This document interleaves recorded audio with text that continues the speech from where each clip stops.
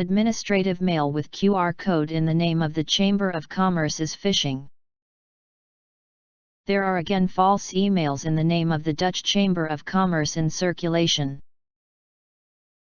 The emails appear to be an administrative communication.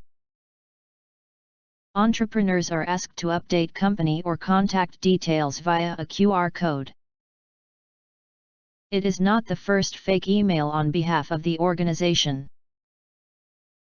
In recent months, entrepreneurs have received phishing emails about requesting a digital key, among other things. The emails are currently being distributed with the topics administrative communication or result of administrative investigation. The records of the Chamber of Commerce allegedly show that company or contact details have been submitted incompletely.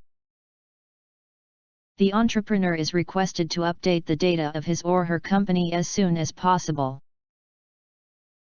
Be warned, inform your friends in the Netherlands.